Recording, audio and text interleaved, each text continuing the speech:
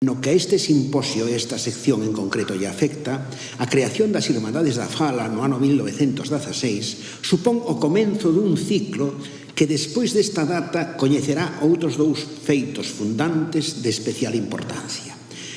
A saída á luz en 1920 da revista Nós, onde se publicarán numerosísimas contribucións dedicadas a diversos saberes, e a creación do Seminario de Estudos Galegos no ano 1923.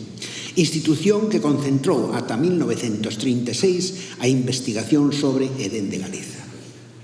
Por iso entendo que este ano do centenario das Irmandades da Fala debe ser entendido como un primeiro paso dun proxecto conmemorativo máis amplo que contemple no futuro as outras dúas datas citadas.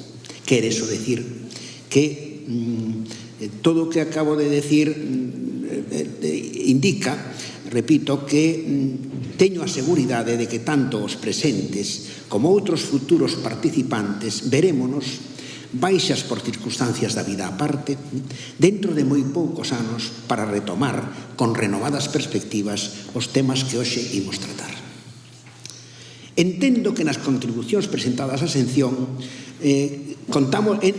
entrando xa nas contribucións presentadas á sección, direi que contamos con 5 das 6 anunciadas en principio, polo menos dos 5 textos que se entregaron a todo o mundo. Faltando solamente unha, a miña, centrada na etnografía e folclore dos anos das Irmandades, con prolongación en tempos posteriores. Debo, por iso, pedir perdón, mais tamén dicir que razóns de tipo persoal, non graves, mais si necesitadas de coidado, foron unha causa principal de que non cumprise a palabra dada. Porén, o presidente deste simposio, o profesor Xusto Veramenti, indicoume que debería elaborar o texto para publicalo nas actas e tamén que sería axeitado que anunciase nesta sección algo sobre esta temática. Tomando a súa indicación como unha orde, así o farei ao final, se mo permiten o moderador e os aquí presentes. Deixándose ao limiar, entro nos temas abordados facendo unha síntesis das moi variadas contribucións e tamén algúns comentarios para o debate de cada unha. Seguirei, en principio, a orden establecida pola organización, na orden en la que se puxeron as distintas ponencias nos textos que se enviaron a todos os participantes no simposio. Aínda que eu non establecería ese orden, establecería outro, pero bueno, non vou agora poñerme a discutir eso que é cuestión de pecata minuta. Si podo decir que nesta sección hai algúns textos que encaixan plenamente nela e hai outros textos que están aí metidos de unha maneira un pouco máis marxinal ou máis parcial, pero que, bueno, están aquí incluídos porque hai que repartir de alguna maneira os tan diversos contidos deste simposio nunha serie de seccións moi limitadas. Por iso, como a temática é moi variada, a veces máis centrada na cerna do tema desta sección e outras veces un pouco máis marxinal con respecto á cerna desta sección, por iso voume limitar a ir facendo un resumen unha por unha delas, porque non é moi difícil facer unha visión de síntesis de cousas tan distintas como as que figuran aquí no apartado Ciencias.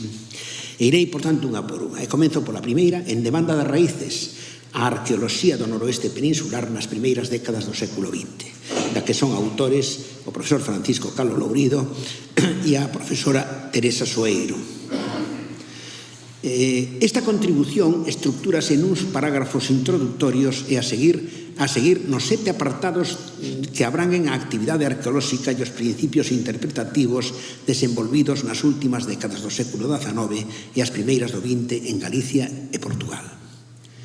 O escrito de Calo e Soeiro pode ser cualificado de denso, acumulando en pouco espazo numerosos datos de enfoques, institucións e arqueólogos, dende Berea e Aguiar a Cuevillas en Galicia ou dende Martín Sarmento a Eugenio Jalai en Portugal.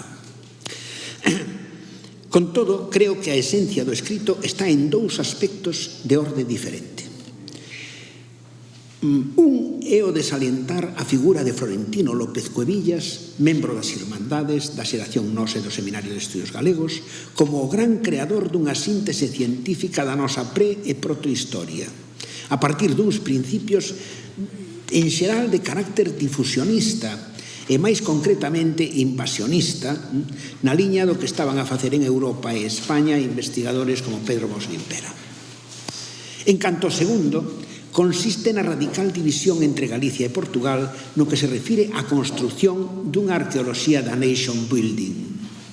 Refírome ao celtismo que domina como principio manifesto ou latente en Galicia, malia o recoñecemento dos investigadores do Seminario de Estudios Galegos de estratos anteriores aos celtas, fronte a un lusitanismo dos arqueólogos portugueses. Este dualismo rompe coa unidade da bella Galicia, tan tomada en conta polos homes do Seminario de Estudios Galegos, e tamén debilita o filo portuguesismo defendido dende Galicia, sacada a excepción de algúns investigadores portugueses amantes da nosa terra. Reitero finalmente o grande esforzo de síntese levado a cabo por Francisco Calo e Teresa Soeiro, pero entendo que a miña misión de relator obriga a facer unhas insinuacións, si se quere, para o debate, ou polo menos para que se tomen en conta si é oportuno. Unha delas é que, con respecto á antinomia celtismo-lusitanismo, resulta evidente que iso supón a ruptura dunha cultura castrexa galaico-romana presente entre o Douro e o Cantábrico. Ruptura que se basea en criterios de identidade política do Estado portugués máis que en criterios rigorosamente científicos. Pero non existe unha certa base, aínda que seña débil e discutible, para defender o lusitanismo do Miño e tras os montes no feito de que haxa certas similitudes do Douro entre o norte e o sur do Douro, ou de que un clásico como Estrabón, que hai que ler con moita precaución, meta todos os povos do Texo Cantábrico no mesmo arco. Unha segunda cuestión en relación coa anterior é a seguinte. Botei de menos un comentario sobre unha puntual colaboración entre un malogrado arqueólogo portugués, Rui de Serpa Pinto, e outro galego, Florentino Cuevillas, na elaboración de dous traballos publicados en 1934 en arquivos do Seminario de Estudios Galegos sobre as tribus e a religión na Idade do Ferro do Noroeste, norte de Portugal incluído. É curioso, ademais, o título, non falan nada de celtas, por exemplo, din no título Idade do Ferro, nada máis, cousa interesante. Pero, bueno, que en certa medida se recupera así, por un momento, unha certa unidade da Galicia castrexa entre o Douro e o Cantábrico. Paso ao segundo tema tocado neste apartado, que as Irmandades da Fala, o ensino novo e a posta en valor da historia, 1916-1931, da que é autor Uxío Breogán Dieguez. O tema central desta achega é moi variado, pois pretende abranguer aspectos tan diversos como o labor de difusión, o proselitismo, a lingua, a educación e investigación no movimento das Irmandades da Fala. Segundo un método propio de historiador, Uxío Breogán comeza dando conta dos antecedentes e o proceso de creación das Irmandades, coa data emblemática de 1916 como punto de partida definitivo.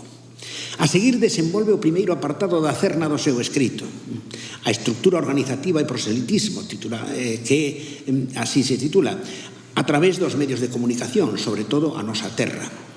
Tamén saliéntase a preocupación por chegar á mocidade, ou a expansión das irmandades por vilas e cidades, formando, como di o autor, non sucursal dun partido político, senón, cito textualmente, agrupamentos locais de carácter patriótico. Cousa lóxica se temos en conta que estes agrupamentos estaban formados por persoas de moi diversa posición ideolóxica, unidas só pola idea de que Galicia podía ser unha nación, malia certas discrepancias internas. Precisamente a idea central de nación galega verase plasmada nun texto fundante, como é a teoría do nacionalismo galego de Vicente Risco. Ampliando ou detallando o resumido no apartado anterior, segue outro dedicado á lingua, educación, investigación e creación dun imaginario colectivo. Nel documentanse accións de fomento da lingua galega, como, por exemplo, o vocabulario elaborado por as Irmandades, a creación de escolas novas, como, por exemplo, as escolas do ensino galego en 1924 na Coruña, da man de Ángel Casal e María Miramontes, o fomento da investigación co Seminario de Estudios Galegos a partir de 1923, etc., etc. E tamén a promoción de un calendario nacional galego, con datas emblemáticas como a dos mártires de Carral, o 26 de abril, o Día de Galicia, o 25 de xullo, ou o aniversario da morte de Pedro Pardo de Cela, o 17 de decembro. A contribución remata cunha coda na que se apunta sintéticamente a herdanza do galeguismo das Irmandades a partir de 1931. Igual que fixen anteriormente, apuntarei unha cuestión que botei en falta, como proposta para, quizáis, o debate ou para a aclaración do responsable do texto. Hai unha proposta pioneira de Vicente Risco titulada Un plan pedagóxico para a galicización das escolas, publicado en 1921 na revista Nós número 6. Aínda sendo un escrito moi esquemático, tremendamente esquemático, e sometido a certas limitacións do autor derivadas de que se parte dunha escola españolizada e na que é difícil introducir cambios radicais, non obstante contén un feixe de curiosas suxestións de moi diversa orde con vistas a que Galicia conte cunha escola auténticamente galega. Boto de menos unha alusión a isto na comunicación. Ben, o autor poderá aclarar o porqué. Hai un libro recente que se publicou no que hai un traballo de Antón Costa no que se fala deste proposta pioneira de Vicente Risco. Paso ao terceiro tema desta sección, as Irmandades da Fala e a incorporación do galego no mundo da cultura científica, o papel do Seminario de Estudios Galegos. O autor é Xosé Fraga. Teño que decir que nesta sección non hai, curiosamente, ningún traballo que este dedicado a estudiar como facían ciencia nesta época, como se facía ciencia nesta época en Galicia, como se facía a xeoloxía, como facía Parga Pondal xeoloxía, ou como facía Luis Iglesias a súa clasificación das aves de Galicia. É dicir, un análisis realmente desde o punto de vista científico de todas estas achegas. Aquí, neste traballo, o único que se toca é si nesa cultura científica, podíamos decir, da época, si hai presencia da lingua galega, si non hai, hasta que punto hai presencia da lingua galega nela. O traballo está dividido en 8 apartados, o derradeiro deles co título xenérico de conclusións. É de sinalar primeiramente que o autor se centra, con lógica evidente, na ciencia entendida como ciencias naturais, por usar un termo dos nosos días, ciencias duras, en contraste coas ciencias humanísticas, sociais ou as filoloxías.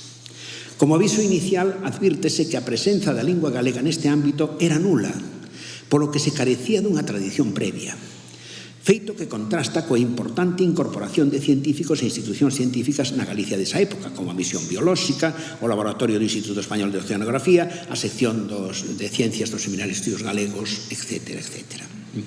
A esta eiva había que engadir outras, especialmente a minoritaria presenza de científicos nas Irmandades ou no Seminario de Estudios Galegos, sen que deixemos de recoñecer, por iso, os méritos dos que así o fixeron, como, por exemplo, o veterinario Culebras, ou don Luis Iglesias, ou Isidro Parga, etc. Dentro deste panorama, cualificado de desolador por Xosé Fraga, destacan intentos illados de uso do galego, tema do terceiro e fundamental apartado do escrito. Pero o labor máis importante desenvolveuse no seo do Seminario de Estudios Galegos, dende o seu nacemento en 1923 ata a súa morte súbita en 1936. A esta institución están dedicados os apartados 4º, 5º, 6º e 7º, abranguendo os seguintes aspectos. A. As ciencias no organigrama dos Seminarios de Estudios Galegos. B. Traballos e discursos do Seminario de Estudios Galegos. C. Proxecto incumplido de manuais do Seminario de Estudios Galegos, con un dedicado a flora e fauna, outro a xeoloxía e, ademais, unha introducción á astronomía de Ramón María Aller. E de artigos publicados en arquivos do Seminario de Estudios Galegos en lingua galega, moi limitados en número. As conclusións de Xosé Fraga son moi pouco estimulantes, aínda que el, para suavizar a insignificancia do uso do galego no ámbito científico da época, dinos que a incorporación da lingua galega á ciencia acadouse moi parcialmente. Esas son as palabras que usei, palabras un pouco suaves, por non decir minimísimamente, case.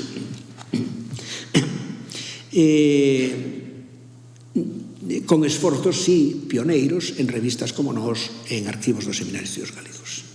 Como consideración final para o debate, atrévome a indicar que sería bo comparar a situación de Galicia dos anos 20 e 30 do século XX coa de outros territorios con lingua e cultura de seu da nosa contorna, como Cataluña ou Euskadi ou a mesma Irlanda, onde seguramente tampouco houve unha incorporación decidida da lingua local á actividade científica seria, a actividade científica escrita, unha actividade que tiña no alemán, o inglés ou o francés as linguas preferentes e máis lidas. Paso a seguinte contribución, que é descubrir a terra de peregrinaxes camiñando cos homes de Nós e das Irmandades. Os autores son Santiago Lamas e Alfonso Mato. Debo decir tamén, como palabras previas, que esta contribución é unha contribución un pouco, aparte de ser interesante, é unha contribución un pouco extraña pola súa temática con respecto ao conxunto dunha sección de ciencias, como se titula esta sección. Pero ben, seguramente de todo o que nos din os autores se pode sacar unha lectura antropolóxica ou unha lectura xeográfica ou outras lecturas que si están en relación cas ciencias, aínda que o tema en sí seña un tema un pouco situado na periferia do núcleo central desta sección. A contribución de Santiago e Afonso a este simposio é moi diferente das demais, centrada nunha pola do determinado do saber, non centrada nunha pola determinada do saber, senón na, cito textualmente, descuberta a pé de Galicia, por parte de homes das Irmandades. E esa descuberta materializouse en dous percorridos, un de Ourense a Santiago de Compostela en xullo de 1926 e outro da mesma cidade das Burgas ata Santo André de Teixido en xullo de 1927. No primeiro participaron Vicente Risco, Ramón Otero Pedrallo, Lois Feixóo, Antón Sánchez e Xavier Prado, sumándose en Silleda Florentino Cuevillas e Alfonso Vázquez Monxardín. O segundo foi menos concorrido, pois só participaron Vicente Risco, Otero Pedrallo e Xosé Ramón Fernández Oxea. Ben xosei. Da camiñata a Santiago temos noticias nas crónicas de Xavier Prado, publicadas na Nosa Terra. En canto ás xornadas cara a Teixido, foron reflectidas con detalle no libro de Otero Pedrallo titulado precisamente Peregrinaxes 1, complementado por outros escritos dos propios participantes e por noticias diversas. Despois da parte descritiva, os autores levan a cabo un labor interpretativo destas xornadas do camiño nos apartados titulados Descubrir a terra a pé, Peregrinos versus turistas, Viaxes na procura dunha patria e Consideracións sobre o libro Peregrinaxes. Neles establécense os principios nos que se asentan estas experiencias, como o desexo de descubrir Galicia de preto, a oposición sedentarismo urbano versus camiñar como medio de coñecemento e tamén a oposición turista-peregrino o feito de que o seu comportamento fose, en palabras textuais dos autores, foran camiñantes patrióticos en procura de captar as esencias de Galicia e transmitilas mediante unha mensaxe identitaria. Como comentario cara este debate cinxireime a evidencia de que as dúas empresas tuveron como meta dous santuarios emblemáticos de Galicia, o de Santiago e o de Santo André. Pero hai unha diferencia entre eles. Mentres o de Santiago naceu con clara vocación universal e ten un significado polivalente, con tres dimensións xa advertidas por Castelao, a galega, a castelá española e a europea, o de Santo André, situado no cabo do noso universo mundo, semella ser un santuario máis esencialmente galego. Este dualismo reflicte as dúbidas dos membros das Irmandades. Ou ben, ser oportunistas e aproveitar un símbolo xa moi consolidado, malia os riscos que representa pola súa polivalencia ou pola súa polisemia, ou ben optar por outro con menor proxección externa, menos coñecido, pero máis xunguido a Galicia rural. Esa Galiza que conserva as esencias patrias según o pensamento irmandiño. Paso á quinta e última contribución con texto presentado os que participan neste simposio. Con texto elaborado para os que participan neste simposio. Non sei como vamos de tempo. O fundamento de Galicia como territorio nacional, o labor do Seminario de Estudios Galegos e a figura de Otero Pedrallo. Os autores son Rubén Lois e Juan Trillo. Centrada na xeografía en tempos das Irmandades e na figura esencial de Otero Pedrallo, esta achega comeza destacando un fenómeno propio do mundo contemporáneo e que merecería un análisis moito máis demorada. A importancia do territorio cartografado en mapas para o nacemento dunha idea de nación. Sobre isto, os autores citan no texto a Farinelli e máis adiante a Benedict Anderson, un autor que escribiu páxinas moi interesantes sobre este tema, pero non o fan na bibliografía. Eu pediríalles que completaran na edición definitiva, completaran a bibliografía para que todo o mundo tuvera acceso a estes autores, aunque, repito, algúns como Benedict Anderson son moi coñecidos, pero é un pouco de rigor que en cada texto se fagan constar non só os nomes dos autores, son tamén as obras das que se toman ideas ou datos para o escrito. É unha pequena crítica formal que non ten profundidade ninguna, pero que me parece oportuno facer. Despois desta consideración inicial, segue un apartado dedicado a antecedentes do Rexurdimento e aos 5 elementos que, segundo o profesor Beramendi, comparten as distintas familias do galeguismo: raza, terra, volksgeist, lingua e cultura. Como era de agardar, na contribución o que se vai salientar é a terra, malia botar mantamente de algún outro dos citados, dende unha perspectiva xeográfica. Labor que se desenvolve nos 3 apartados que conforman a cerna do escrito. En todos eles agroman cuestións como o descubrimento de Galicia por parte de Otero, Risco e Covillas, ou a conversión de Otero no, cito textualmente, xeógrafo profesional do seu tempo. Especialización manifesta nunha serie de escritos publicados entre 1926 e 1929 como a síntese xeográfica de Galicia, Guía de Galicia, problemas e paisajes geográficos, etc. Neles, Otero preocúpase de temas como a importancia da parroquia, comunidade de convivencia e de organización do territorio, a unión raza-terra ou a división do territorio en paisaxes, máis que en rexións. Pero todos os conceptos parciais usados por Otero están subordinados a unha realidade xeográfica superior, a existencia dunha Galicia perfectamente diferenciada do resto da península mediante componentes como o atlantismo en contraste co carácter mediterráneo do resto das terras peninsulares, a ascendencia celta en contraste cos iberos ou a peculiaridade lingüística de poseer unha lingua propia. Como remate do seu relatorio, Rubén e Juan salientan que o discurso nacional das Irmandades e a xeración Nós non se pode entender sen o componente representado pola terra. E tamén invitan, por outra parte, a afondar no estudo da figura de Otero e a súa concepción da xeografía, así como a non facer unha xeografía de Galicia, senón unha xeografía dende e para Galicia. Como comentarios ao debate, atrévome, aínda que non son, por suposto, experto na materia, atrévome a facer os seguintes. Os autores citan diversas figuras relacionadas coa xeografía con obra coñecida por Otero Pedrallo, como Humboldt, Ritter, Russell, Brunes, de Manjón, Vidal de la Blas. Pero, por citar 2 casos, ata que punto o concepto de paisaxe de Otero coincide co do xeógrafo francés Vidal de la Blas, un dos defensores da xeografía como ciencia da paisaxe? Ademais, e referíndome agora a outro xeógrafo citado, de Manjón, ata que punto Otero xeógrafo chega a establecer matices diferenciais entre hábitat e poboamento, como no seu día fixo de Manjón? De feito, destes matices falaron xeógrafos galegos que traballan aquí en Galicia en tempos máis recentes. Ben, con isto remato, xa rematei o meu labor de ametrallalos a todos ustedes con discurso rápido e veloz. E agora paso a outra cousa, se me permite o moderador e se me permiten os presentes. Quero dicir 4 cousiñas sobre o que eu penso escribir, aínda que non o teña plasmado por escrito de todo, aínda este en fase de elaboración. Aquí están un montón de materiais para facer esa elaboración. A contribución da etnografía e o folclore en tempos das Irmandades, a xeración Nós e o Seminario de Estudos Galegos. Ben, teño que señalar a importancia do tema.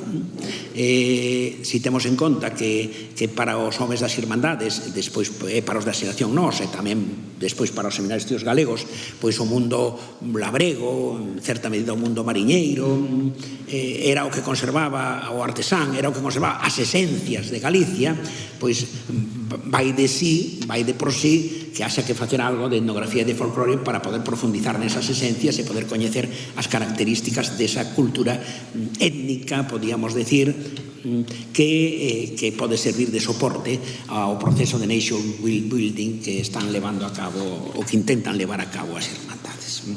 Pero, bueno, eu non me vou a meter en cuestións de a ideoloxía nin ese problema que señalan autores como Stocking, que señalan que hai tres tipos de antropoloxía ou etnografía ou folclore. Non vou entrar tampouco nas diferencias entre estas distintas cousas, xa as teño ditas por escrito varias veces e paso deso, pero si señalar unha cousa.